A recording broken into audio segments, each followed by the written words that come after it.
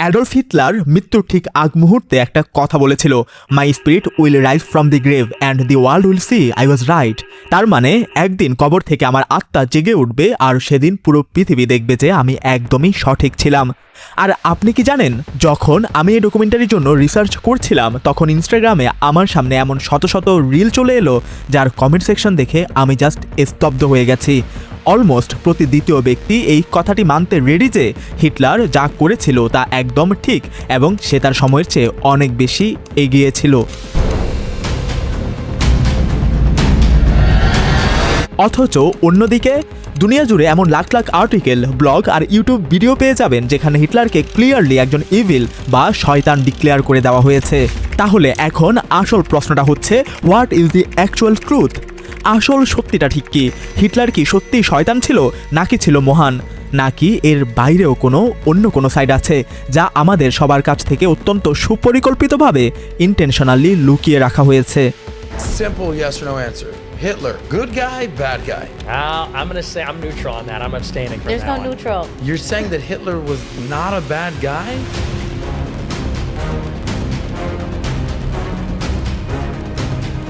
যখনই আমরা হিটলারের নাম শুনি আমাদের মাথায় শুধু এই তিনটি কথাই আসে। প্রথমত, হিটলার নামক এই একজন মানুষ লাখ লাখ নিরপরাধ মানুষকে এমন নৃশংসভাবে মৃত্যুর ঘাটে নামিয়েছে যার যন্ত্রণাদায়ক শাস্তি হয়তো নরকেও এক্সিস্ট করে না।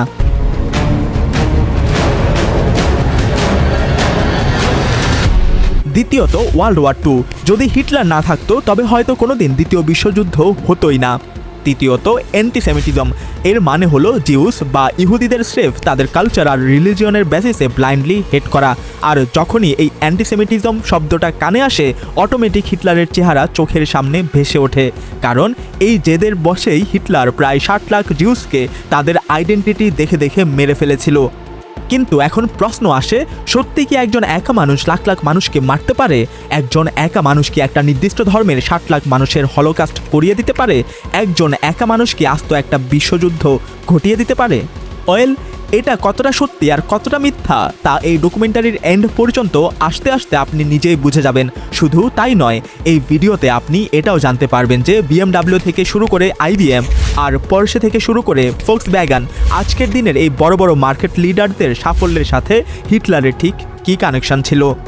আর হ্যাঁ, হিটলারকে নিয়ে বানানো এই ডকুমেন্টারিটা এমন একটা কন্টেন্ট যা হয়তো ইউটিউব যে কোনো সময় ডিলিটও করে দিতে পারে, তাই এর আগেই ভিডিওটা একদম শেষ পর্যন্ত দেখুন এবং সবার সাথে শেয়ার করুন। Now let's get started.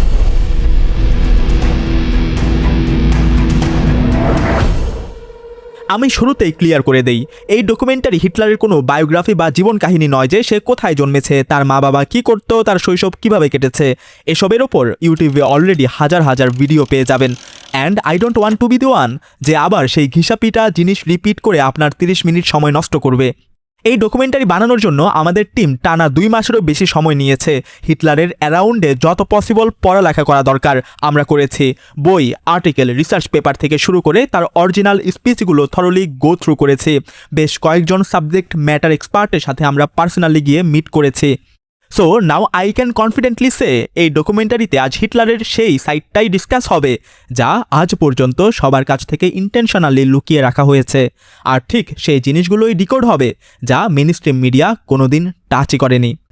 Adolf Hitler.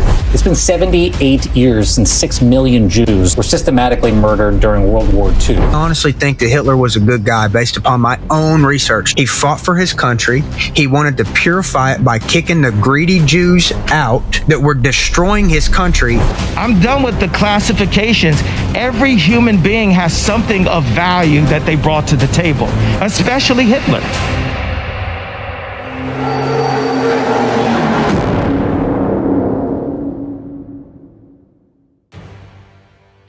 28 July 1914 এটাই ছিল সেই দিন যখন ফার্স্ট ওয়ার্ল্ড ওয়ার শুরু হয়ে গিয়েছিল। পুরো পৃথিবী অ্যালাইস আর সেন্ট্রাল পাওয়ার্স এই 2 ভাগে ভাগ হয়ে যায় আর এই যুদ্ধ নন স্টপ চলেছিল পরের 4 বছর অর্থাৎ 1918 সাল পর্যন্ত, যাতে 2 কোটিরও বেশি মানুষের মৃত্যু হয়েছে। এই যুদ্ধে সেন্ট্রাল পাওয়ারের সাইডে থাকা এক দেশ ছিল জার্মানি। এখন এই কথাটা অনেকেই জানেন না যে ওয়ার্ল্ড ওয়ার 1-এ হিটলারও সামিল ছিল, কিন্তু as a courier boy. First world ওয়ারের সময় হিটলারের কাজ ছিল জার্মান আর্মি আর হেডকোয়ার্টারের মধ্যে সিক্রেট মেসেজ ট্রান্সফার করা, আর এই কাজটা পার্টিকুলারলি হিটলারকে দেওয়ার একটা বড় কারণ ছিল। সে যখনই কোনো মেসেজ পৌঁছাতো তাকে শোনার পর মানুষ হিটলারের খুব প্রশংসা করত। কিন্তু এই কাজ করতে করতেই একদিন এমন কিছু ঘটলো যা হিটলারের জীবন সব সময়কার জন্য বদলে দিল। 1918 সাল, এটা ছিল ফার্স্ট ওয়ার্ল্ড ওয়ারের একদম শেষ পর্ব।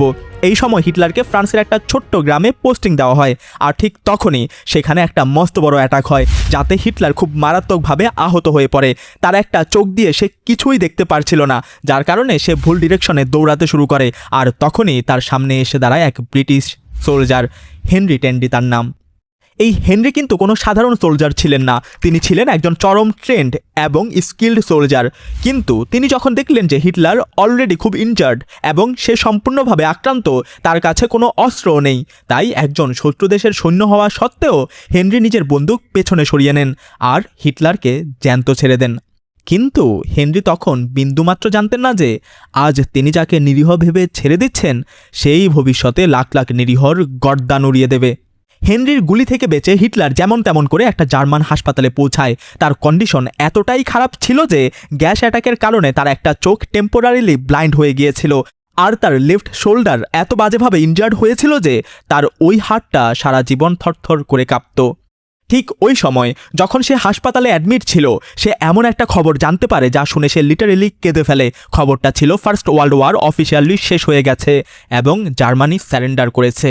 আর এই কথা জানা মাত্রই হিটলার হাসপাতালের বেডে হাউমাউ করে কেঁদে ওঠে।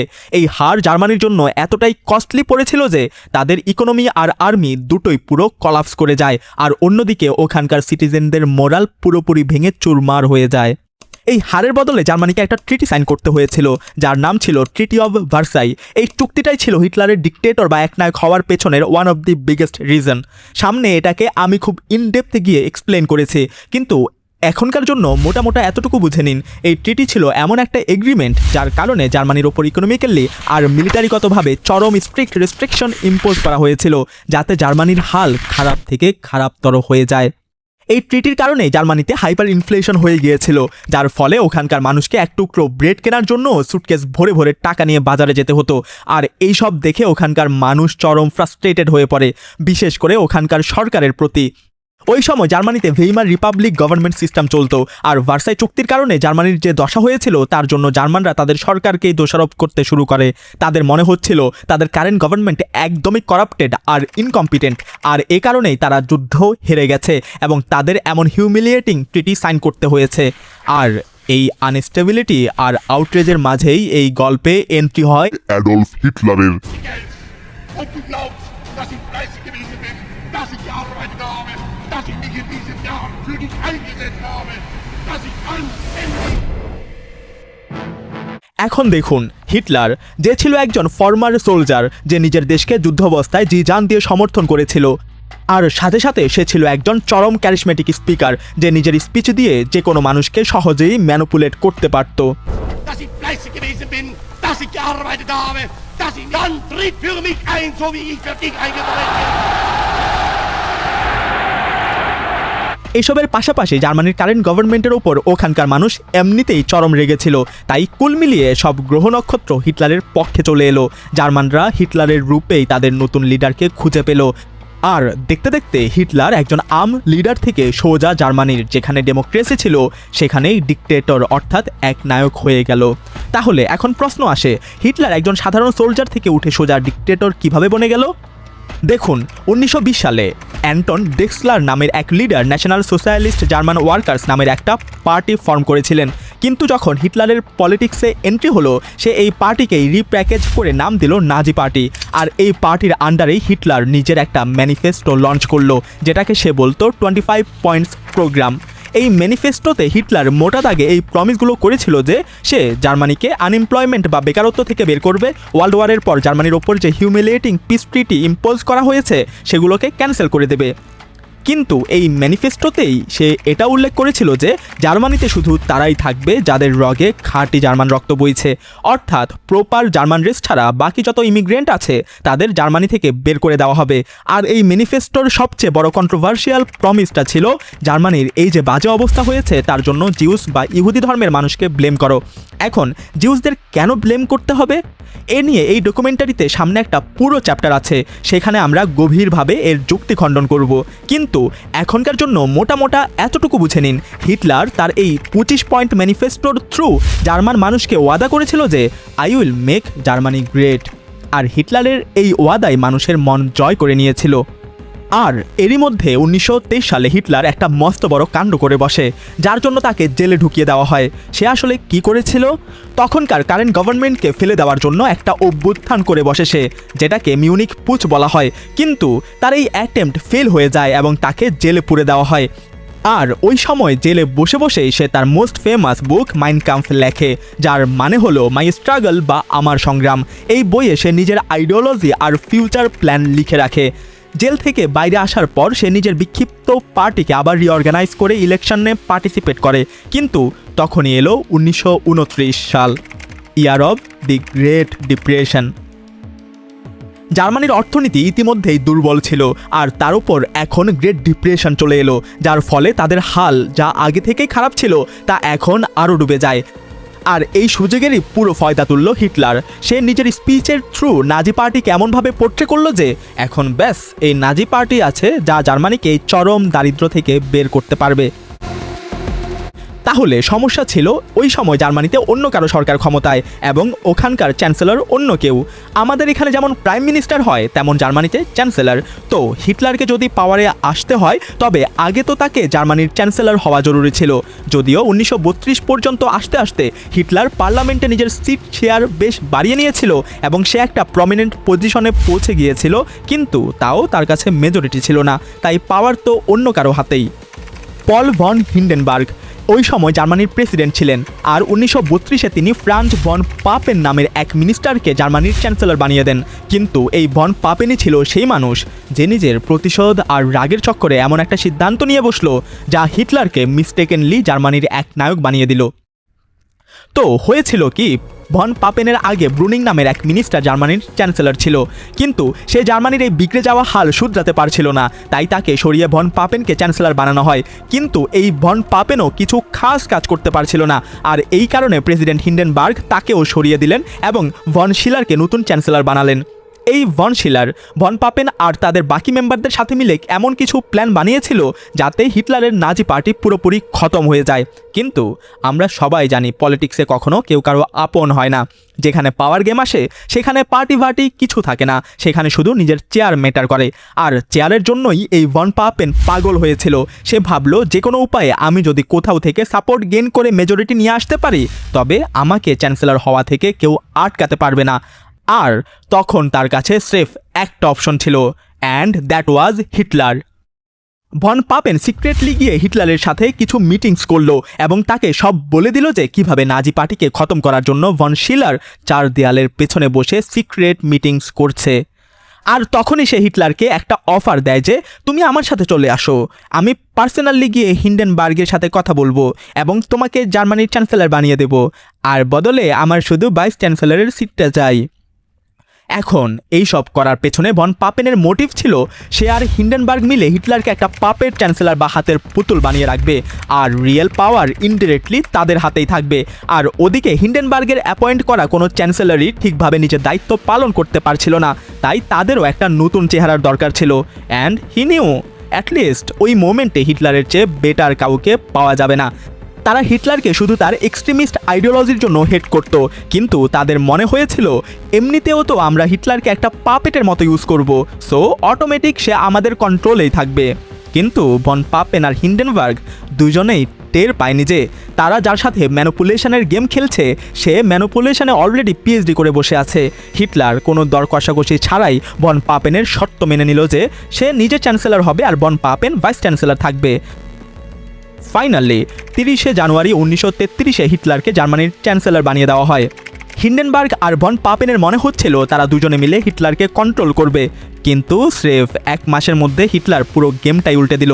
27শে ফেব্রুয়ারি 1933, অর্থাৎ হিটলারের চ্যান্সেলর হওয়ার ঠিক 1 মাস পর জার্মানির পার্লামেন্টে ভয়ঙ্কর আগুন লেগে যায়, আর এই দুর্ঘটনার জন্য হিটলার সোজা নিজের বিরোধীদের দোষারোপ করে আর তৎক্ষণাৎ ইমার্জেন্সি পাওয়ার নিজের হাতে নিয়ে ইনাভলিন অ্যাক্ট পাস করিয়ে নেয়, অর্থাৎ এমন একটা ল যা তাকে পার্লামেন্টের কোনো পারমিশন ছাড়াই নতুন ল বানানোর পাওয়ার দিয়ে দেয়। আর এই অ্যাক্ট অন্য কিছু নয়, বরং এক প্রকার ডিক্টেটরশিপের লাইসেন্স ছিল। এই অ্যাক্ট ইউজ করে হিটলার এক এক করে নিজের সব অপোনেন্টকে এলিমিনেট করে দিল, এমনকি ভন পাপেনকেও সরিয়ে দিল। 1934-এ হিন্ডেনবার্গ মারা যান, আর তার ঠিক পরপরই হিটলার নিজেকে ফুয়েরার ডিক্লেয়ার করে দেয়, অর্থাৎ জার্মানির সুপ্রিম লিডার বা স্বৈরশাসক। আর এভাবে জার্মানি, যেখানে একসময় ডেমোক্রেসি ছিল, সেখানে এখন ডিক্টেটরশিপের পতাকা গেড়ে বসলো।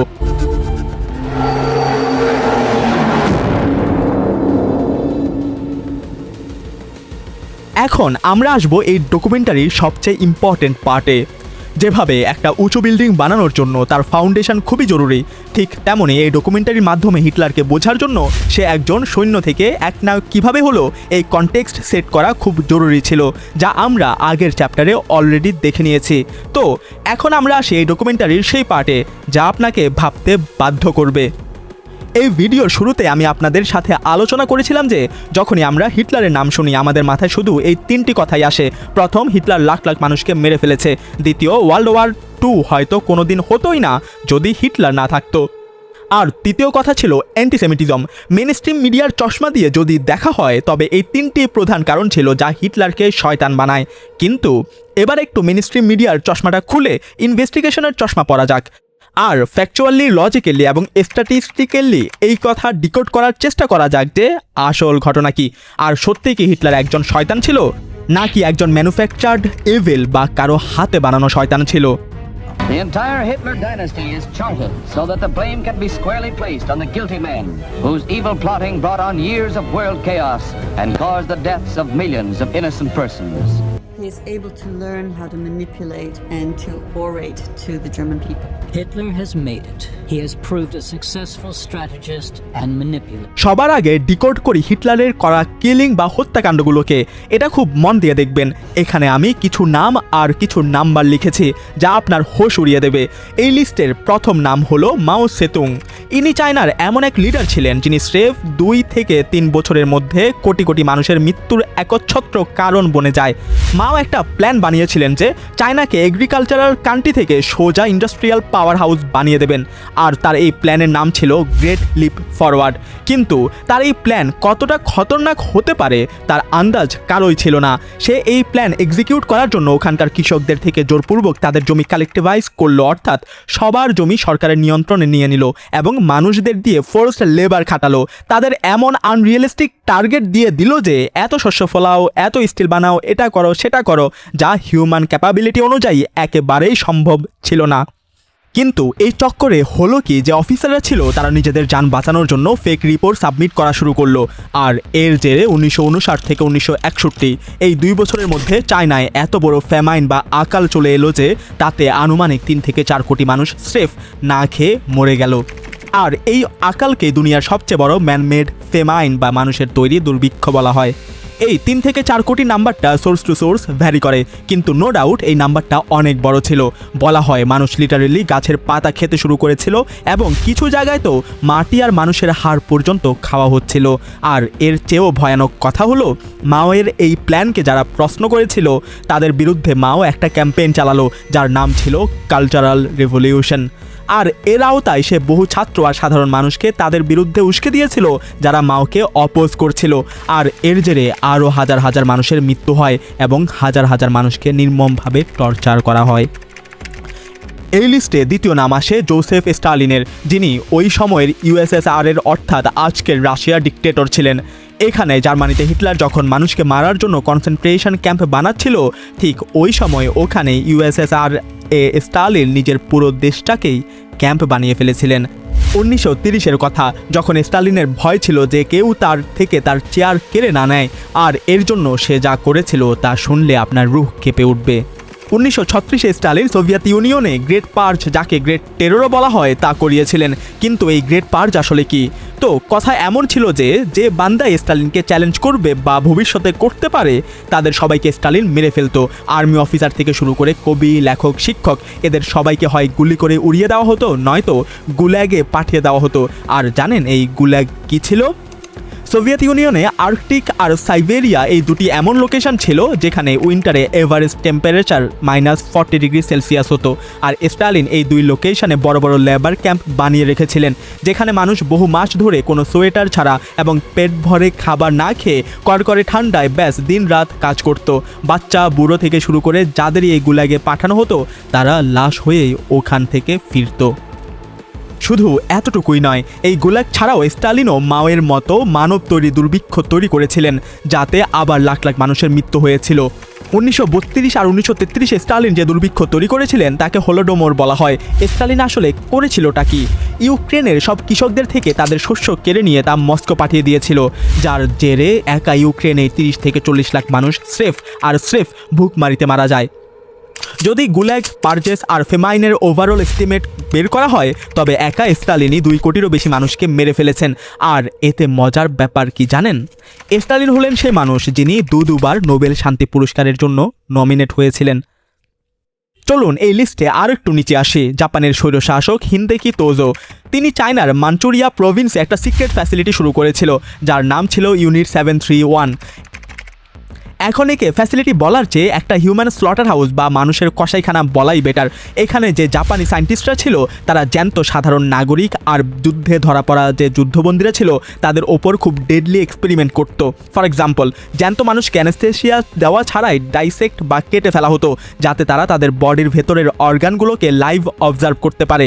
সাধারণ মানুষের ওপর প্লেগ, ব্যাকটেরিয়া, বিষাক্ত গ্যাসের মতো কেমিক্যাল আর বায়োলজিক্যাল ওয়েপন টেস্ট করা হতো। এক্সট্রিম ফ্রিজিং টেম্পারেচারে রেখে তাদের শরীরের কোনো অঙ্গ জমিয়ে পর্যবেক্ষণ শেষে তা ভেঙে ফেলা হতো। আর এমন বহু হাড়হিম করা এক্সপেরিমেন্ট এই ইউনিট 731-এ কন্ডাক্ট করা হয়েছিল, যাতে 1936 থেকে 1945-এর মধ্যে প্রায় 50 লাখ থেকে 1 কোটি মানুষ মারা যায়। আর আইরনির কথা হলো, যখন তাদের এই ডেডলি এক্সপেরিমেন্ট এক্সপোজ হলো, তখন এই সায়েন্টিস্টদের পানিশমেন্ট দেওয়ার বদলে আমেরিকা তাদের সিক্রেটলি হায়ার করে নিল এবং তাদের এক্সপার্টাইজকে নিজেদের লাভের জন্য ব্যবহার করলো। এই লিস্ট পল পট, ইসমাইল পাশা, উইনস্টন চার্চিল, লিওপোল্ড II এমন লোকদের দিয়ে ভরে গেছে, যারা কমসে কম 2 মিলিয়ন বা 20 লাখ মানুষকে মেরেছে। তাহলে এখন প্রশ্ন আসে, যখনই মাস কিলিং বা গণহত্যার কথা হয়, তখন চোখের সামনে শুধু হিটলারের নামই কেন আসে, এদের নাম কেন আসে না? এর কারণ হলো ক্যারেক্টার অ্যাসাসিনেশন। কিন্তু কোনো মেকি কান্ট্রি কেনই বা হিটলারের ক্যারেক্টার অ্যাসাসিনেট করবে? দেখুন, হিটলার আর এই বাকি একনায়কদের মধ্যে ব্যাস এতটুকুই পার্থক্য ছিল যে এরা নিজেদের ক্রাইমকে কালচারাল রেভলিউশন বা ডেভেলপমেন্টের নামে উপস্থাপন করেছিল, কিন্তু যে হিটলার ছিল সে নিজের অপরাধকে নিজের ভাষণে খোলামেলাভাবে স্বীকার করত। Roosevelt verlangt endlich die Bereitwilligkeit und die Zusicherung zu geben, dass die deutschen Streitkräfte das Staatsgebiet folgender unabhängiger Nationen nicht angreifen und er nennt Finnland, Lettland, Litauen, Estland, Norwegen, Schweden, Dänemark, Niederlande, Belgien, Großbritannien, Irland, Frankreich, Portugal, Spanien, die Schweiz, Liechtenstein, Luxemburg, Polen, Ungarn, Rumänien, Jugoslawien, Russland, Bulgarien, Türkei, Irak, Arabien, Syrien, Palästina, Ägypten. Dann wird das Ergebnis nicht die Bolschewisierung der Erde und damit das nicht das Judentum sein, sondern die Vernichtung der jüdischen Rasse in Europa. এই কারণেই তাকে target করা খুব সহজ হয়ে গেল। যদি আপনি ওয়ার্ল্ড ওয়ার 2 স্টাডি করেন, তবে দেখতে পাবেন যে অ্যালাইড পাওয়ার্স যারা ছিল, তারাও না জানে কত ইনোসেন্টকে বোম্বিং আর ফেমাইন দিয়ে মেরে ফেলেছে। কিন্তু তারা নিজেদের ক্রাইম কেমনভাবে হোয়াইট ওয়াশ করলো যে আমরা যা করেছি তা ব্যাস একটা ইভিল বা শয়তানকে আটকানোর জন্য করেছে। আর এর জন্য তাদের একটা সেন্ট্রালাইজড ভিলেন দরকার ছিল, যা হিটলার বনে গেল। তো এটাকে যদি আমরা এক লাইনে সাম আপ করি, ইটস অল অ্যাবাউট যে ওয়ার যেতে সে ইতিহাস লেখে, আর যে ইতিহাস লেখে সে সব সময় নিজেকে হিরো দেখায়, আর নিজেকে হিরো দেখানোর জন্য গল্পে একটা ভিলেন চাই, না হলে হিরো বড় দেখাবে কিভাবে? এই কথাটা খুব মন দিয়ে শুনবেন। নিউজ পেপারের হেডলাইন থেকে যদি শুধু একটা কোশ্চেন মার্ক বা প্রশ্নবোধক চিহ্ন সরিয়ে দেওয়া হয়, তবে ওই হেডিংয়ের মিনিং কমপ্লিটলি বদলে যায়। আর হতে পারে তার থেকে কোনো মস্ত বড় কন্ট্রোভার্সিও ক্রিয়েট হয়ে গেছে। কারণ ওই একটা প্রশ্নবোধক চিহ্নের উপর কোনো সেলিব্রিটি, কোনো নেতা, কোনো ক্যাপিটালিস্টের পুরো ইমেজ টিকে থাকে। তো এই সেম সিনারিও যদি আমরা হিটলারের কেসে দেখি, তবে কি এই সেম প্যাটার্ন এখানে দেখা যায় না? Hitler killed 6 million Jews, but what about Stalin's killing of millions of innocents? What about Mao's man-made famine, which caused the death of millions of people? তো কি এই সব দিয়ে আমি হিটলারের ক্রাইমকে জাস্টিফাই করছি? নো, আমি কি এটা বলছি যে হিটলার যা করেছিল তা সঠিক ছিল? Big no. হিটলার যা করেছিল তা নো ডাউট ভুল ছিল, কিন্তু এরা যা করেছে তা কি সঠিক ছিল? তো আমি শুধু এটা জানার চেষ্টা করছি যে এমন কেন হলো যে কারণের জন্য একজন মানুষকে শয়তানের তকমা দেওয়া হলো, ওদিকে অন্য কাউকে একই কারণের জন্য হয় নোবেল পিস প্রাইজের জন্য নমিনেট করা হলো, না হয় কাউকে ফিলান্থ্রোপিস্টের টাইটেল দেওয়া হলো, কারো অ্যাট্রিসিটিকে ডেভেলপমেন্টের নাম দেওয়া হলো, তো কারো কারনামাকে কালচারাল রিভলিউশনের নামে রিব্র্যান্ড করা হলো। সো মাই পয়েন্ট ইজ, কথা যদি এখানে শুধু মাস কিলিংয়ের হয় আর এর জন্য হিটলারকে যদি হেট করা হয়, তবে মাস কিলারদের লিস্টে হিটলার টপ 3 বা টপ 4-এও আসে না। Hitler kills 2 million white people. He is the most evil man that ever lived. Leopold kills 20 million Africans. He still does not appear on the list of the most wicked people that ever lived on the earth. There must be something wrong with this narrative. Totally something wrong with that narrative. It can't be right by day, by night, by numbers, by mathematics, by ethnography. It cannot be right. That the whole world watches the massacre of black people and says nothing. তো এই লিস্টের হিসাবে মাস কিলিংয়ের জন্য এদের সবাইকে ছেড়ে শুধু হিটলারকে হেট করা কতটা লজিক্যাল, তা আপনারা কমেন্টে জানান।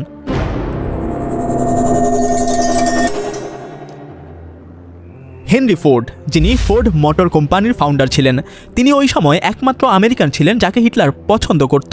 আর না শুধু পছন্দ করত, বরং জার্মানিতে grand cross of the German eagle নামে একটা হাইয়েস্ট মেডেল আছে, যা শুধু ফরেনারদেরই দেওয়া হয়। হিটলার 1938-এ এই মেডেল দিয়ে হেনরি ফোর্ডকে সম্মানিত করেছিল।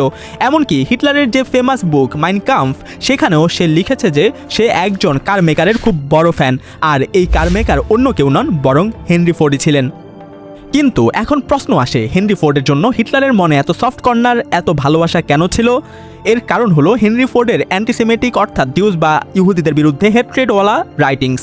তার বিশ্বাস ছিল যে জিউস কমিউনিটি আছে, তারা ব্যাংক, মিডিয়া, বড় বড় ইউনিয়ন, এমন অলমোস্ট প্রতিটা ইনফ্লুয়েন্সিয়াল জিনিস কন্ট্রোল করে এবং ইনডাইরেক্টলি এই লোকেরাই দুনিয়া চালায়। আর এই কারণেই হেনরি ফোর্ড ডিয়ারবর্ন ইন্ডিপেন্ডেন্ট নামের একটা নিউজ পেপার কোম্পানি, যা দেউলিয়াত্বের দোরগোড়ায় ছিল, তা 1918 সালে কিনে নেন।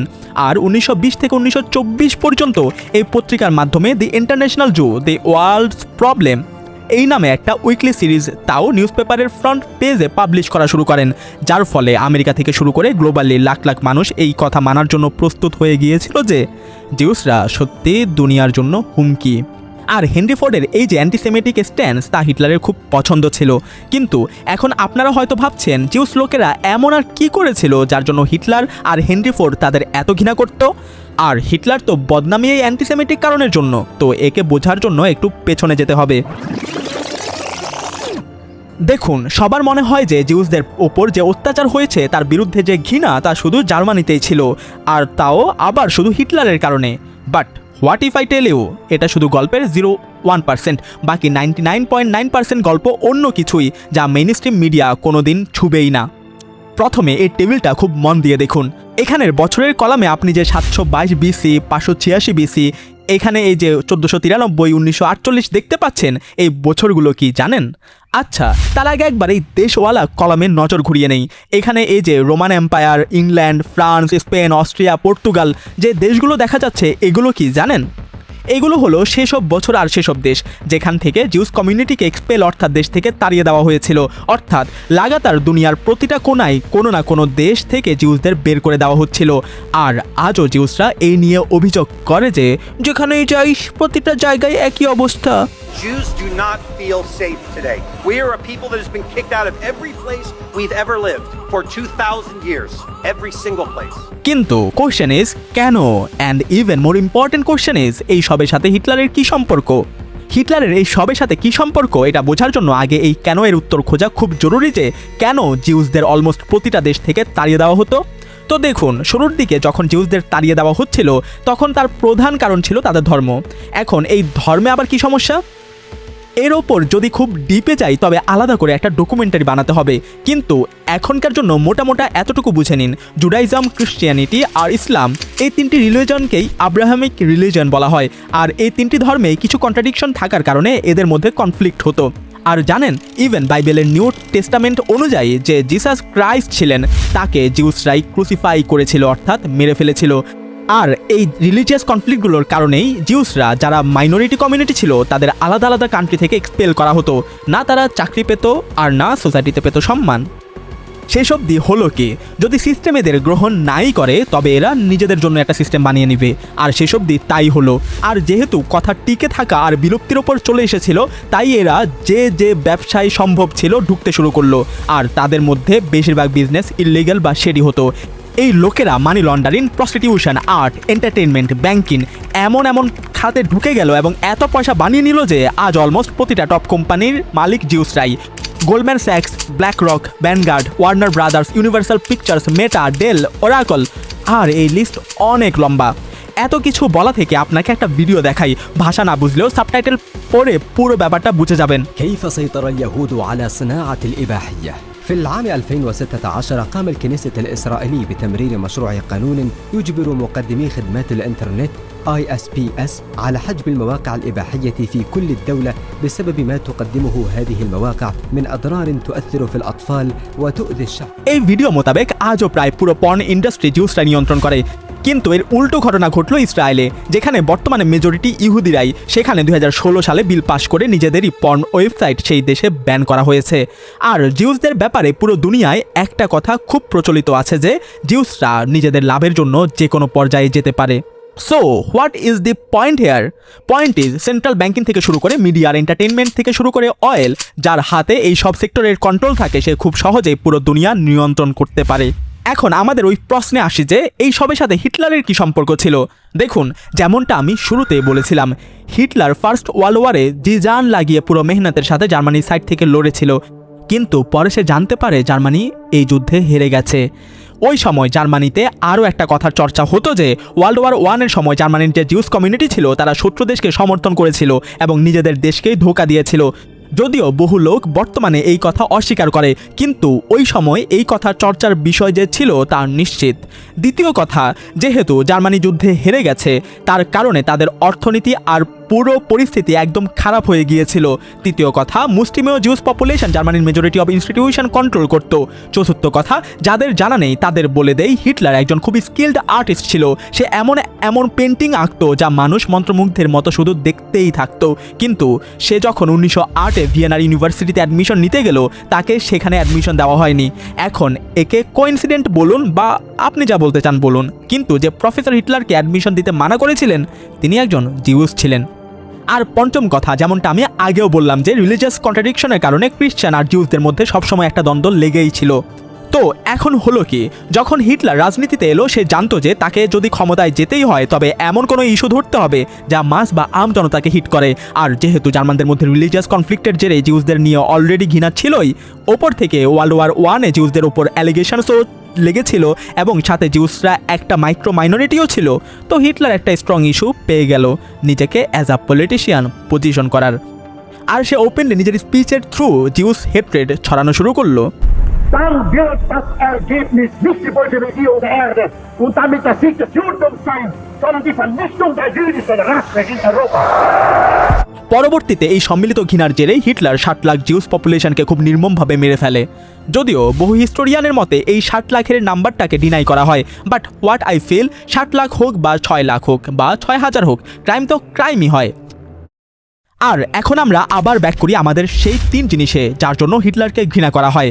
আর তার মধ্যে আমাদের দ্বিতীয় কারণ ছিল অ্যান্টিসেমিটিজম, আর এরই জন্য দুনিয়া জুড়ে হিটলার ভিলেন বনে যায়।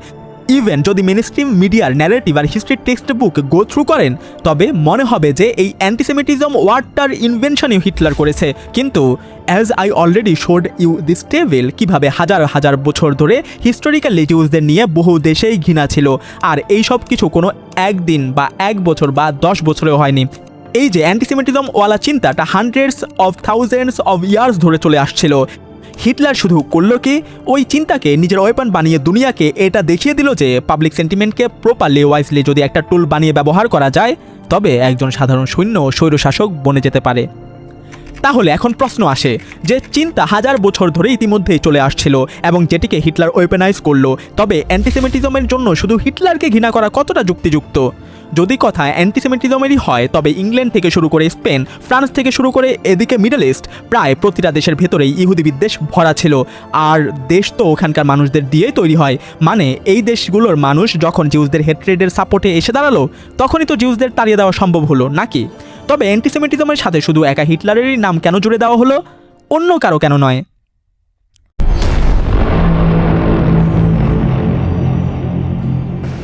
এই যে আপনারা কিছু ছবি দেখছেন, এদের সবার মধ্যে একটা কথা কমন, এদের সবাইকে হয় অ্যাসাসিনেট বা গুপ্ত হত্যা করা হয়েছে, নয়তো এদের ওপর কোনো মেজর অ্যাটাক করা হয়েছে। আর এই লোকেরা কোনো সাধারণ লোক নয়, বরং বড় বড় দেশের প্রেসিডেন্ট আর লিডার ছিলেন। জন এফ কেনেডি 1963 সালে অ্যাসাসিনেটেড, আব্রাহাম লিঙ্কন 1865 সালে অ্যাসাসিনেটেড, গাদ্দাফি যিনি লিবিয়ার ডিফ্যাক্টো লিডার ছিলেন তাকে 2011-তে অ্যাসাসিনেট করা হয়েছিল। বাট দি কোশ্চেন ইজ, আসলে এত বড় দেশের লিডারদের অ্যাসাসিনেট করলো কে, অ্যান্ড মোস্ট ইম্পর্টেন্টলি কেন? এখন দেখুন, এমনিতে যদি দেখা হয় তবে এসবের শক্ত কোনো প্রমাণ কোথাও অ্যাভেলেবেল নেই। এখন তা কেন নেই এটা নিজের মধ্যেই একটা আলাদা ইস্যু, কিন্তু আপনারা যথেষ্ট বুদ্ধিমান, তো এই কথা বুঝে নিন যে কিছু রহস্যই থাকা উচিত। আর এ কারণেই সর্বক্ষমতা সম্পন্ন সরকারও কখনো এই ইস্যুগুলোকে ঘাটে না। কিন্তু সরকার যতই এর প্রমাণ আমাদের সামনে পেশ করুক বা না করুক, আমরা রিসার্চ করে কিছু ডটস কানেক্ট করে কিছু প্যাটার্ন অবজার্ভ করে সত্যিটাকে তো ডিকোড করতেই পারি। তো এই রইল এদের অ্যাসাসিনেশনের পেছনের সেই প্যাটার্ন যা আমরা অবজার্ভ করেছি। যদি আপনারা সূক্ষ্মভাবে লক্ষ্য করেন তবে এখানে একটা খুব শকিং প্যাটার্ন নোটিস করবেন। এরা প্রত্যেকে নিজেদের গভর্নেন্সে প্রাইভেট ব্যাংকার্সদের চ্যালেঞ্জ করেছিলেন। অর্থাৎ এক প্রকার এই লোকেরা নিজেদের একটা নতুন কারেন্সি ফর্ম করে নিয়েছিল এবং কোনো প্রাইভেট ব্যাংক থেকে কোনো ফান্ড না নিয়েই নিজেদের দেশ চালাচ্ছিল। আর না শুধু চালাচ্ছিল, বরং একটা পয়সাও লোন না নিয়ে দেশের জিডিপি, এমপ্লয়মেন্ট, ইনফ্রাস্ট্রাকচার প্রতিটা অ্যাঙ্গেল থেকে দেশকে ডেভেলপ করেছিল। মানে একদিক থেকে যদি দেখা হয় তবে এই লোকেরা এটা প্রুফ করে দিয়েছিল যে money is just an illusion. মানে আপনি কোনো প্রাইভেট ব্যাংক থেকে লোন না নিয়েও কিছু স্মার্ট স্ট্র্যাটেজি ইউজ করে দেশ চালাতে পারেন। আর ইতিহাস সাক্ষী যে কেউই ব্যাংকারদের বা ফিনান্সিয়াল ইনস্টিটিউশনকে চ্যালেঞ্জ করেছে তাদের এই একই হাল হয়েছে, হয় অ্যাসাসিনেশন নয়তো তাদের পাপেট বানিয়ে দাও। আর আমি আপনাকে বলে দেই যে 1933-এ হিটলারও এমনই কিছু করেছিল। সে জার্মানিতে বহু সেন্ট্রাল ব্যাংকে তালা ঝুলিয়ে দিয়েছিল এবং নিজের এক কারেন্সি ফর্ম করেছিল যার নাম মেফুবিলস। এই বিলগুলোকে ব্যবহার করে জার্মানি নিজেদের বেকারত্ব যা 30% ছিল তাকে 5 বছরে স্রেফ 2% নিয়ে এসেছিল। দেশে টপনচ ইনফ্রাস্ট্রাকচার দাঁড় করে দিয়েছিল এবং ওই সময় জার্মানির জিডিপিও স্কাই রকেট গতিতে বাড়তে শুরু করে। But as I said earlier, ইতিহাস সাক্ষী যে কেউই ব্যাংকার্স বা ফিনান্সিয়াল ইনস্টিটিউশনকে চ্যালেঞ্জ করেছে তাদের বাজে হাল হয়েছে, and rest is the history. আর জানেন, বহু হিস্টোরিয়ান এটাও মানেন যে ওয়ার্ল্ড ওয়ার 2 হওয়ার পেছনের ওয়ান অফ দ্য রিজন এটাও ছিল। এখন আমি আপনাদের একটা প্রশ্ন করব এবং তার উত্তর আপনার মাথায় সর্বপ্রথমে কি আসে তা আপনারা কমেন্টে জানাবেন। আর উত্তর একদম দ্রুত আসা চাই। ওয়ার্ল্ড ওয়ার 2 কার কারণে হয়েছিল? আই বেট যে 99% লোকের মাথায় স্রেফ একটা নামই এসেছে, অ্যান্ড দ্যাট ইজ হিটলার। আর এর কারণও বড় সাধারণ, আমাদের ছোটবেলা থেকে হিস্ট্রি টেক্সট বুকে এটাই পড়ানো হয়েছে। তো যদি গ্লোবাল ন্যারেটিভই এটাই হয় তবে সবচেয়ে আগে হিটলারের নাম মাথায় আসাটাই স্বাভাবিক। কিন্তু কখনো আপনি নিজেকে জিজ্ঞেস করেছেন একজন একা মানুষ কি একটা বিশ্বযুদ্ধ বাঁধিয়ে দিতে পারে? একজন একা মানুষ এত ক্ষমতাবান হতে পারে? চলুন উত্তর খুঁজে বের করি। ওয়ার্ল্ড ওয়ার 2 শুরু হওয়ার দায়ভার একা হিটলারেরই, নাকি আমাদের সবার থেকে কিছু লুকানো হয়েছে? 1918 সাল, এই বছর ফার্স্ট ওয়ার্ল্ড ওয়ার শেষ হয়ে যায়। অ্যালাইড পাওয়ার্স জিতে যায় আর এই দেশগুলো হেরে যায়। যে দেশগুলো হেরে যায় তাদের উপর খুব হিউমিলেটিং আর অপ্রেসিভ ট্রিটি চাপিয়ে দেওয়া হয়। ফর এক্সাম্পল, আমি এই ডকুমেন্টারির শুরুতেই একটা ট্রিটির ব্যাপারে কথা বলেছিলাম, ট্রিটি অফ ভার্সাই, যা জার্মানির ওপর ইম্পোজ করা হয়েছিল। সেকেন্ড ওয়ার্ল্ড ওয়ার কেন হয়েছিল তা বুঝতে এই ট্রিটিটাও অনেক গুরুত্বপূর্ণ। এই যে ট্রিটি অফ ভার্সাই ছিল, তার নামে তো একটা পিস ট্রিটি ছিল, কিন্তু অ্যাকচুয়ালি তা ছিল একটা PIECE, পিস, টুকরো টুকরো করার ট্রিটি, যা জার্মানির কোমর ভেঙে রেখে দিয়েছিল। এই ট্রিটির আন্ডারে জার্মানিকে বলা হলো যে তুমি যুদ্ধ শুরু করেছিলে আর এর জন্য তুমিই দায়ী, এই কারণে এখন তোমাকে প্রতিটা জিনিসের জরিমানা দিতে হবে। জার্মানির উপর এত হিউজ রেপারেশন বা ক্ষতিপূরণ লাগানো হলো যে তাদের গোল্ড রিজার্ভ, তাদের ইন্ডাস্ট্রি, তাদের ডিগনিটি সব কিছু বরবাদ হয়ে গিয়েছিল। শুধু এতটুকুই নয়, তাদের আর্মি আর নেভি পর্যন্ত ডিসব্যান্ড করে দেওয়া হয়েছিল। এমনকি তাদের বর্ডার আর্টিফিশিয়ালি রিড্র বা পুনর্নির্ধারণ করে দেওয়া হয়। আর এমনই সেম হিউমিলিয়েটিং আর হরিবল ট্রিটি অস্ট্রিয়া আর হাঙ্গেরির সাথেও করা হয়েছিল। এই কারণে এই ট্রিটিগুলো শুধু এই দেশগুলোকেই না, বরং ওই দেশের একটা পুরো জেনারেশনের ভবিষ্যৎ নষ্ট করে দিয়েছিল। এখন দেখুন এর ফলে হলো কি, বহু লোক ভুকমারিতে মরছিল, আনএমপ্লয়মেন্ট বাড়ছিল, দেশের ইকোনমি লাগাতার নিম্নমুখী যাচ্ছিল। আর এই সবের মাঝে ওখানকার নাগরিক যারা ছিল তাদের জীবনমান খারাপ থেকে খারাপতর হয়ে যাচ্ছিল। এই কারণে তাদের মনে যে ক্ষোভ ছিল তা বাড়তেই থাকে। এই লোকেরা ব্যাস এমন একজন নেতা খুঁজছিল যে এই ডাউনফলকে ঠিক করতে পারে, আর তখনই এন্ট্রি হয় হিটলারের। বর্তমানে বহু ইতিহাসবিদ বলেন জার্মানি এত লম্বা সময় চুপ ছিল বিধায়, নয়তো সেসব ট্রিটিগুলোকে সহ্য করার বদলে যে কোনো বড় দেশ বহু আগেই সেকেন্ড ওয়ার্ল্ড ওয়ার শুরু করে দিত। তো এসবের অর্থ কি? সেকেন্ড ওয়ার্ল্ড ওয়ার শুরুর পেছনে কি হিটলারের কোনো হাত নেই? শুধু তার কাঁধে বন্দুক রেখে গুলি চালানো হয়েছে? The answer is no. হিটলারের উদ্দেশ্য ভালো খারাপ যাই হোক, কিন্তু যে রাস্তা সে বেছে নিয়েছিল, যে জেনোসাইড, যে গ্যাস চেম্বার, যে হলোকাস্ট সে করিয়েছিল, দ্যাট ওয়াজ ডেফিনেটলি হরেবল। কিন্তু হিটলার কি স্রেফ একাই ভিলেন ছিল? তো এরও জবাব হলো no, he was our shared evil. কিভাবে? দেখুন, কোনো বড় যুদ্ধ বাঁধিয়ে দেওয়া একজন একা মানুষের পক্ষে সম্ভব নয়। এমন যুদ্ধ তখনই হয় যখন একটা পুরো সিস্টেম তাতে ইনভলভ থাকে। আপনাকে একটা কথা বলি, BMW আর পর্শে থেকে শুরু করে IBM আর ফক্সওয়াগনের মতো কোম্পানিগুলো হিটলারকে ডিরেক্ট বা ইনডিরেক্ট ওয়েতে সাপোর্ট করেছিল। IBM তো লিটারেলি এমন একটা টেকনোলজি ইনভেন্ট করে দিয়েছিল যা জিউস লোকদের আইডেন্টিফাই করে করে মারতে সাহায্য করত। তাহলে এখন প্রশ্ন আসে, ওয়ার্ল্ড ওয়ার 2তে বা হলোকাস্টে যত মানুষ মরেছে তার জন্য কি এই লোকেরাও ইকুয়ালি রেসপন্সিবল নয়? এছাড়াও আরও একটা জিনিস আছে যা প্রমাণ করে কেন হিটলার একজন একা ইভিল নয়, বরং একজন শেয়ার্ড ইভিল। দেখুন, যেভাবে এদিক থেকে চায়না ভারতের জমি দখল করে নিয়েছে, ওভাবে হিটলার জার্মানির টেরিটরি এক্সপান্ড করার জন্য পোল্যান্ড, অস্ট্রিয়া, ফ্রান্স আর বেলজিয়ামের কিছু রিজিয়ন, এমন বহু দেশের জমি কবজা করে নেয়। আর হিটলারের এই অ্যাকশনগুলোকেও সেকেন্ড ওয়ার্ল্ড ওয়ারের one of the major reason হিসাবে স্বীকার করা হয়, আর এর জেরেই এই যুদ্ধের পুরো দায় হিটলারের ঘাড়ে চাপিয়ে দেওয়া হয়। কিন্তু এই কথা কেউ আলোচনা করে না, বা খুব কম আলোচনাও করা হয় যে এই দেশগুলোর ওপর অ্যাটাক করার আগে ইংল্যান্ড হিটলারের সাথে একটা এগ্রিমেন্ট সাইন করেছিল, যার নাম ছিল মিউনিক এগ্রিমেন্ট।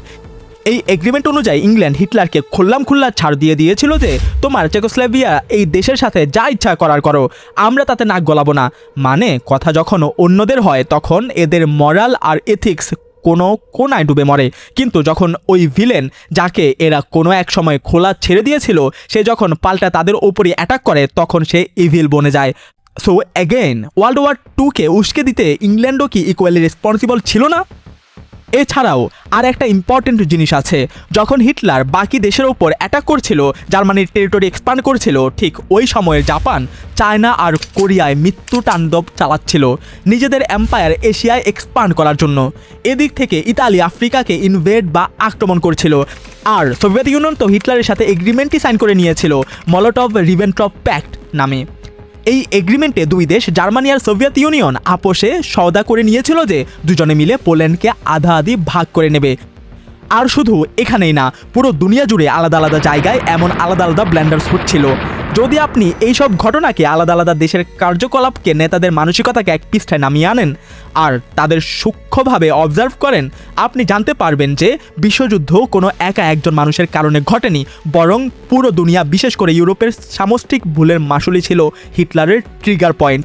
তখন দুনিয়া জুড়ে পরিবেশটাই এমন ছিল যে ব্যাস একটা চিঙ্গারি বা স্ফুলিঙ্গের দরকার ছিল, আর ওই চিঙ্গারি হিটলারকে বানিয়ে দেওয়া হলো।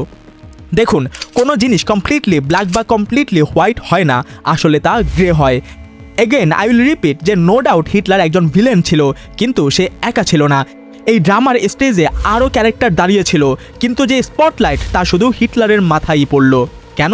কারণ সে হেরে গিয়েছিল, আর যে হেরে যায় তাকে ভালো দেখাতে হবে নাকি খারাপ দেখাতে হবে, সঠিক দেখাতে হবে নাকি ভুল দেখাতে হবে, তা জয়ী দল ঠিক করে। এর আগে আপনারা আমাকে leftist, rightist, extremist, pro Hitler, anti Hitler, antisemitic এই সব ক্যাটাগরিতে ভাগ করে দেন। আমি আপনাদের একটা খুব ইম্পর্টেন্ট কথা বলতে চাই, এই ডকুমেন্টারি বানানোর পেছনের আমার উদ্দেশ্য কী ছিল। হিটলার যা করেছে তার অ্যাকশনকে জাস্টিফাই করা? নো। হিটলারকে একজন হিরোর মতো পোর্ট্রে করা? নো। আর আমি বা হিটলারকে হিরো বানানোর কে? আপনাকে একটা কথা বলি, হিটলারের নিজের নাতি কোনোদিন কাউকে বিয়ে করেনি আর না কোনো সন্তান জন্ম দিয়েছে, কারণ সে চেয়েছিল এই দুনিয়া থেকে হিটলার নামের লিনেজ বা বংশই খতম হয়ে যাক। তো যদি খোদ হিটলারের পরিবারই না চায় আর কোনো হিটলার এই দুনিয়ায় জন্ম নিক, তবে আমি কে হই হিটলারকে গ্লোরিফাই করার? তাহলে এখন প্রশ্ন আসে, এই ডকুমেন্টারি বানানোর পেছনে আমার অ্যাকচুয়াল পারপাস কী ছিল? তো দেখুন, এই ডকুমেন্টারির থ্রু আমি আপনার সামনে হিস্ট্রির ওই সাইডটা রাখতে চেয়েছি যা প্রায় মেন স্ট্রিম হিস্ট্রি লুকিয়ে রাখে। আর এই ডকুমেন্টারির যে মেন পারপাস তা হলো আপনি এই কথা বুঝুন যে এই দুনিয়া অ্যাকচুয়ালি চলে কিভাবে বা চালানো হয় কিভাবে। আর আপনি এই কথাও বুঝুন যে কোন পাওয়ার স্ট্রাগল, ম্যানিপুলেশন আর হিডেন এজেন্ডা ছিল যা 20th সেঞ্চুরিকে শেপ করেছিল। আর যেমনটা আমি আগেও বলেছি, আর একবার ফার্স্ট রিপিট করি, যে যুদ্ধ জেতে সে ইতিহাস লেখে, আর যে ইতিহাস লেখে সে সবসময় নিজেকে হিরো দেখায়। আর নিজেকে হিরো দেখানোর জন্য গল্পে একজন ভিলেন চাই, না হলে হিরোকে বড় দেখানো হবে কিভাবে?